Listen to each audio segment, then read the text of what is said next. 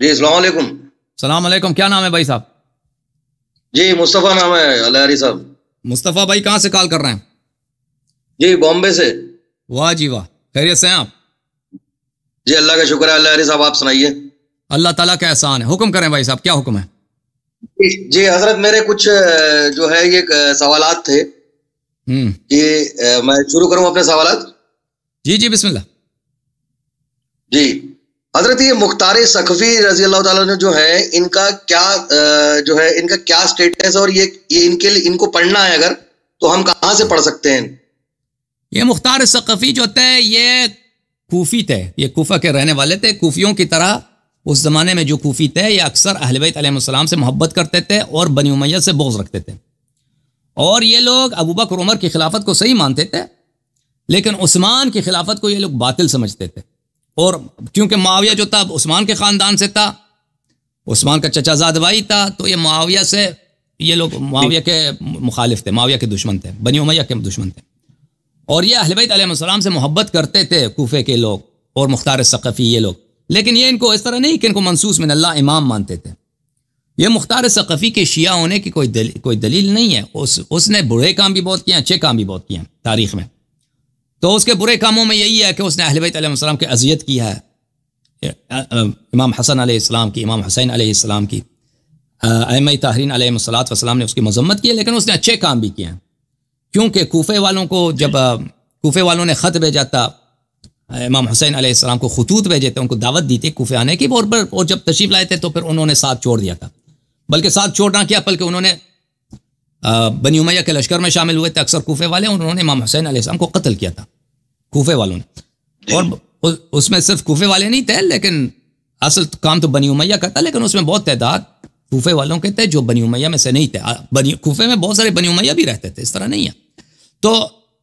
تو پھر ان لوگوں کو ندامت ہو گئی کہ ہم سے غلطی ہو گئی ہے مصیبت کے بعد، ماجرا کے بعد. تو ان لوگوں نے قیام کیا ہے، ان لوگوں نے خروج کیا ہے بنی امیہ کے خلاف.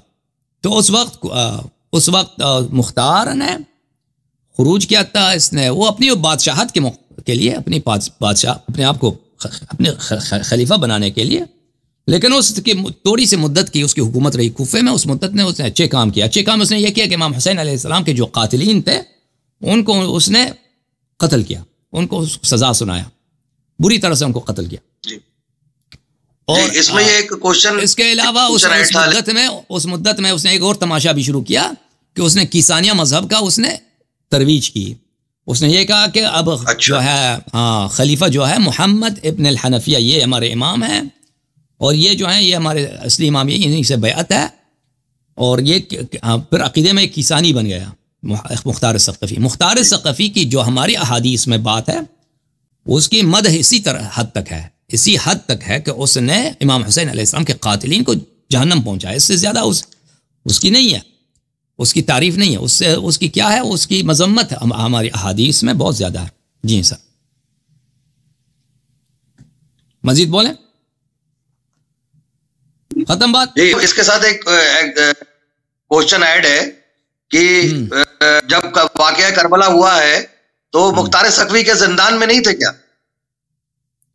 مختار نہیں، مختار مجھے جہاں یاد پڑتا ہے وہ آزاد ہوا تھا پہلے سے وہ آزاد ہوا تھا. ابھی مجھے اچھی طرح سے یاد نہیں ہے، لیکن وہ اس طرح شہدائی نہیں تھا کہ وہ امام حسین علیہ الصلوۃ والسلام کے لیے شہدائی ہو. اس طرح بعد میں جو اس نے جیسے کوفے کے لوگ ہوتے ہیں نا اسی طرح تھا وہ. مجھے جہاں تک یاد پڑتا ہے اس کو عبید اللہ ابن زیاد نے جیل میں ڈالا تھا، اس کو قتل کرنے کی کوشش کر رہا تھا. پھر اس کی سفارش ہو گئی تھی، سفارش کی وجہ سے وہ آزاد ہو گیا تھا.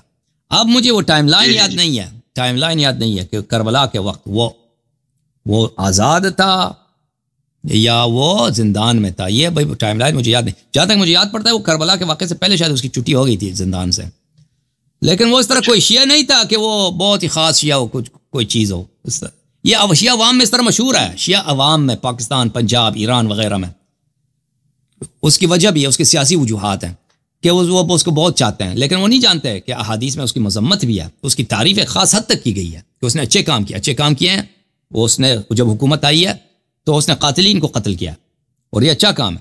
لیکن اس کا مطلب یہ نہیں کہ وہ صحیح آدمی تھا، عقیدہ بھی صحیح تھا اس کا، اور سارے کام اس کے صحیح تھے. اوکے جی جی اچھا، اب میرا دوسرا سوال ہے علیہ صاحب، یہ اس کا یزید کا یہ پلید کا ہوا کیا تھا؟ یہ جو آتے ہیں اس کی باتیں آتی ہیں کہ ایک عورت نے اس کو قتل کیا تھا اور یہ کہ سب باتیں آپ کو کیا اس کے بارے میں کچھ پتا ہے کہ اس کا ہوا کیا اس کے بعد؟ مجھے اس کا یاد ہے، یہ جوانی میں مر گیا تھا یزید، گھر والا واقع کروایا. نہیں، اس کو زہر دیا گیا تھا نا، اس کو مارا گیا. مجھے نہیں معلوم، اس کا نہیں معلوم کہ کیسے مرا. ابھی میں نے مطالعہ نہیں کیا اس کا، میرے ذہن میں نہیں. اچھا اچھا اچھا، جی جی. اچھا علیہ صاحب، یہ حضرت علی علیہ السلام کی جو ولادت ہوئی ہے کعبے میں، اس کے متعلق جو ہے وہ کیا واقعہ ہے؟ آپ تھوڑا سا مجھے بریف کریں گے اگر آپ کے پاس سمے ہے تو. کعبے میں ولادت ہوئی، اس کا حدیث ہمارے کتب میں بہت زیادہ ہے کہ حضرت فاطمہ بنت اسد سلام اللہ علیہا حاملہ کی حالت میں تھی. وہ کعبے کے طواف کر رہی تھیں تو کعبے کا دیوار ٹوٹ گیا اور وہ اندر گئی ہیں. تو وہاں پہ جو کلید دار کعبہ تھے جناب عباس تھے یا بنی ہاشم کے کچھ لوگ تھے، انہوں نے جب دیکھا کہ کعبہ کی دیوار ٹوٹ گئی اندر گئے تو ان کو بڑا تشویش ہوا کہ یہاں پہ کیا ہو رہا ہے. تو انہوں نے بہت چابی ڈالا کعبے کے دروازے کو کھولنے کی، تو کعبے کے دروازہ نہیں کھلا کسی سے. تو ان کو پتہ چل گیا کہ یہاں پہ کرامت ہے، اعجاز ہے. اور وہ وہاں پہ 2-3 دن وہاں پہ رہیں، اور وہاں پر وہ خود پھر ان کی روایت ہے کہ وہاں پر جنت سے فرشتے آئے اور ان کے ساتھ حضرت حوا تھی، حضرت موسیٰ علیہ السلام کی بہن تھی، مریم حضرت عیسیٰ علیہ السلام کی والدہ تھی، اور حضرت آسیہ فرعون کی جو ماں ہے. یہ جنتی جو خواتین ان کے ساتھ آئی، انہوں نے کہا کہ آپ ڈریے نہیں، آپ کی ولادت کا وقت ہوا ہے اور ہم یہاں پہ آپ کی خدمت کریں گی. تو انہوں نے خدمت کیا. پھر امیر المؤمنین علیہ السلام کی ولادت ہوئی ہے. اس کے بہت اعجاز سناتے ہیں کہ انہوں نے ولادت ہوتی ہے، انہوں نے سجدہ کیا ہے اور شہادتین پڑھی ہے اور اپنی امامت کی شہادت دی ہے، اپنے اولاد طاہرین کی امامت کی شہادت دی ہے. پھر ان جنت سے جو خواتین آئی تھیں ان کو امیر المؤمنین علیہ السلام کو کپڑے میں ڈانپا ہے، پھر ان کے حوالے کیا ہے. پھر وہ 2-3 دن کے بعد، اس کے روایات ہمارے کتب میں بہت زیادہ ہیں، 1-2 نہیں، کئی ایک ہے، اور مخالفین کے کتب میں بھی ہیں. حاکم مستدرک میں فرماتے ہیں کہ یہ واقعہ کہ امیر المؤمنین علیہ السلام کی ولادت کعبے میں، یہ متواتر ہے. پھر کعبے کا دروازہ کھلا ہے اور وہ باہر آئی ہیں. جب باہر آئی ہیں تو امیر المؤمنین علیہ السلام نے آنکھ نہیں کھولا ہے. رسول پاک صلی اللہ علیہ وسلم کی عمر مبارک اس وقت 30 سال تھی. رسول اللہ صلی اللہ علیہ وسلم استقبال میں آئے ہیں، انہوں نے بچے کو اپنے گود میں لیا. تو رسول پاک صلی اللہ علیہ وسلم نے جب بچے کو اپنے گود میں لیا تو ان کی طرف دیکھا تو امام امیر المؤمنین علیہ السلام نے چہرہ کھولا، آنکھ کھولے اور مسکرایا ہے. تو سب سے پہلے جو ان کی نظر پڑی ہے رسول پاک صلی اللہ علیہ وسلم. پھر رسول پاک صلی اللہ علیہ وسلم کو اپنے ساتھ لے کے گئے، اور جناب فاطمہ بنت اسد سلام اللہ علیہا ماں کی طرح تھی، کیونکہ رسول پاک صلی اللہ علیہ وسلم کی جو اپنی ماں ہے جناب آمنہ بچپن میں وفات ہو گئی تھی. تو ان کی پرورش حضرت فاطمہ امیر المؤمنین علیہ السلام کی والدہ حضرت فاطمہ بنت اسد سلام اللہ علیہا نے کیا، پیغمبر کی. اور وہ رہتے بھی انہیں کے مکان میں، ان کے ساتھ ہی تھے. وہ ان کے بالکل بیٹے کی طرح تھے، یعنی اس گھر میں ایک بڑے بھائی کی حیثیت سے تھے، اسی گھر میں رہتے تھے. حضرت ابو طالب علیہ السلام کے فرزند کی طرح تھے. اور ان کو گھر میں لائے تو ان کا گہوارہ جو تھا، بچے کو گہوارہ میں رکھا. گہوارہ جو تھا ہمیشہ پیغمبر صلی اللہ علیہ وسلم کے بستر کے ساتھ ہوتا تھا، نہ کہ حضرت فاطمہ بنت اسد کے ساتھ ہو. تو وہ ہی ہلاتے تھے گہوارے کو. کھانے کا وقت ہوتا تھا تو کھانا پیغمبر صلی اللہ علیہ وسلم دیتے تھے. ہمارے روایات میں ہے کہ پیغمبر صلی اللہ علیہ وسلم اپنی انگوٹھی مبارک امیر المؤمنین علیہ السلام کے دہن میں رکھتے تھے اور اسی کو چوستے تھے، اسی سے ان کا طعام ہوتا تھا، اعجاز کے طور پر، کرامت کے طور پر. تو وہ اسی سے پلے بڑھے. اور پھر جب کچھ عرصہ گزرا، وہ چلنے کے لائق ہو گئے، چلنے کے قابل ہو گئے، تو رسول پاک صلی اللہ علیہ وسلم ہمیشہ مکے کے پہاڑیوں میں جاتے تھے عبادت خدا کے لیے. ابھی بعثت سے پہلے کی بات ہے. تو امیر المؤمنین علیہ السلام کو ساتھ لے کے جاتے تھے. وہ خود امیر المؤمنین علیہ السلام ایک خطبے میں فرماتے ہیں کہ میں ایک جیسا ایک اونٹ کا ایک بچہ ہوتا ہے، اپنی ماں سے کبھی الگ نہیں ہوتا، میں اسی طرح پیغمبر کے ساتھ تھا. ہمیشہ میں ان کے، وہ جہاں جاتے تھے پہاڑی پہ جاتے تھے عبادت کے لیے، تو میں ان کے پیچھے جاتا تھا، ان کے ساتھ جاتا تھا. اور ملائکہ جب آتے تھے پیغمبر صلی اللہ علیہ وسلم سے بات کرنے تو مجھے نظر آتے تھے ملائکہ، اور ان کے فرشتوں کی گفتگو مجھے نظر آتے تھے. تو میں نے پیغمبر سے کہا کہ تو میں یہ تو سب تو سنتا ہوں.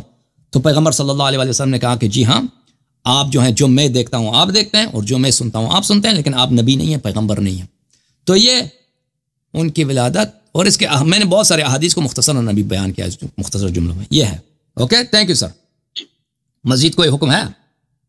جی علیہ صاحب، ایک کوشچن رہ گیا، ایک کوشچن میں اور آپ سے پوچھنا چاہتا ہوں. جی اجازت دیں. جی حضرت، حسین علیہ السلام کے ساتھ کربلا میں کتنے لوگ، کتنے مرد حضرات سے اور کتنی عورتیں، اس کا کوئی ٹوٹل ہمارے پاس ہے؟ تو اس کا ہے ابھی یعنی 70-80 کے قریب مرد تھے ان کے ساتھ، پھر خواتین تھیں. ابھی نمبر مجھے اس سے فل نمبر ابھی میرے ذہن میں نہیں ہے. Okay, thank you sir. بہت چھوٹا لشکر تھا ان کا، بہت ہی چھوٹا گروپ تھا ان کا. سلام اللہ علیہ.